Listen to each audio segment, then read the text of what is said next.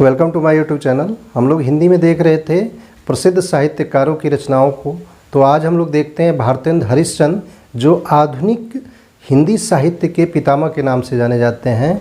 इनकी प्रमुख रचनाओं को मैंने 2 से 3 सेंटेंस में रखने का प्रयास किया है, एक छोटी छोटी कहानी के रूप में, एक सेंटेंस के रूप में, जो आपको बहुत ही आसानी से याद हो जाएगा और उनसे लगभग हम इनकी सभी रचनाओं को याद कर सकते हैं।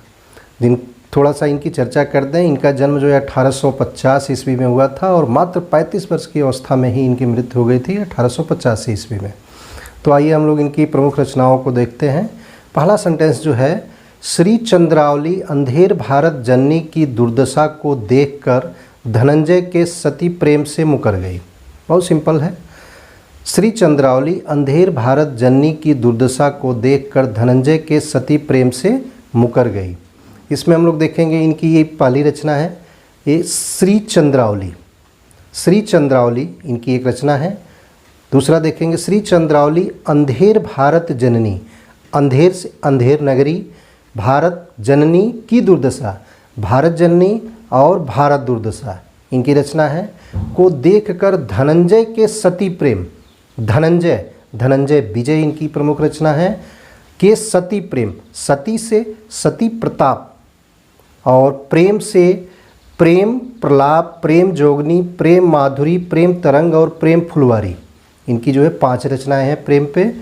से मुकर गई, धनंजय के सती प्रेम से मुकर गई। मुकर में देखेंगे हम लोग 3 अक्षरों से मिलकर बना है, मु क र। मु से मुद्रा राक्षस, र से कर्पूर मंजरी और र से रत्नावली। मुकर से मुद्रा राक्षस, कर्पूर मंजरी और रत्नावली। तो इस तरह से हम लोग इनका पहला सेंटेंस देखें, श्री चंद्रावली अंधेर भारत जननी की दुर्दशा को देखकर धनंजय के सती प्रेम से मुकर गई। अगला देखते हैं इनका एक सेंटेंस इस पे, सत्य हरिश्चंद्र इस नील विद्या के पाखंड से विशेष वैदिकी कहते हुए कुछ आप बीती कुछ जग बीती नाटक लिखे। सत्य हरिश्चंद्र इस नील विद्या के पाखंड से विशेष वैदिकी कहते हुए कुछ आप बीती कुछ जग बीती नाटक लिखे। हम लोग देखेंगे सत्य हरिश्चंद्र इनकी एक रचना है। हरिश्चंद्र से हम लोग इनकी एक और रचना है, उसको भी देखेंगे, हरिश्चंद्र चंद्रिका। सत्य हरिश्चंद्र इस नील विद्या, नील से नील देवी इनकी एक प्रमुख रचना है और विद्या से एक प्रमुख रचना है। सत्य हरिश्चंद्र इस नील विद्या के पाखंड से, पाखंड यानी पाखंड विडंबन इनकी एक प्रमुख रचना है। पाखंड विडंबन से विशेष वैदिकी कहते हुए कुछ आप बीती कुछ जग बीती नाटक लिखे। विशेष वैदिकी, विशेष से विस्मौषधम और वैदिकी से वैदिकी हिंसा न भवति इनकी एक प्रमुख रचना है। कहते हुए कुछ आप बीती कुछ जग बीती नाटक लिखने हैं। तो कुछ आप बीती कुछ जग बीती इनकी एक प्रमुख रचना है। इस तरह से हम लोग देखे हैं, इसको हम एक बार रिवाइज कर देते हैं। सत्य हरिश्चंद्र इस नील विद्या के पाखंड से विशेष वैदिकी कहते हुए कुछ आप बीती कुछ जग बीती नाटक लिखे। इसमें हम लोग देखें सत्य हरिश्चंद्र, हरिश्चंद्र चंद्रिका, नील से नील देवी, विद्या से विद्या, पाखंड से पाखंड विडंबन, विशेष वैदिकी में हम लोग देखे हैं विशेष विस्मौषधम और वैदिकी से वैदिकी हिंसा न भवति और कुछ आप बीती कुछ जग बीती। एक और सेंटेंस इनका हम बनाए हैं, इसको भी आप देखें कि और हरि कवि सूप लेकर बंदर और बकरी के साथ दिल्ली दरबार दर्पण को चले गए। और हरि कवि सूप लेकर बंदर और बकरी के साथ दिल्ली दरबार दर्पण को चले गए।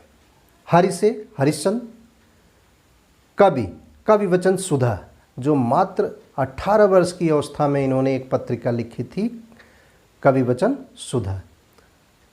हरि कवि सूप लेकर, सू से सुलोचना, प से परिहास वंचक, लेकर बंदर और बकरी के साथ, बंदर सभा और बकरी बिलाप इनकी प्रमुख रचनाएं हैं। बंदर सभा और बकरी बिलाप।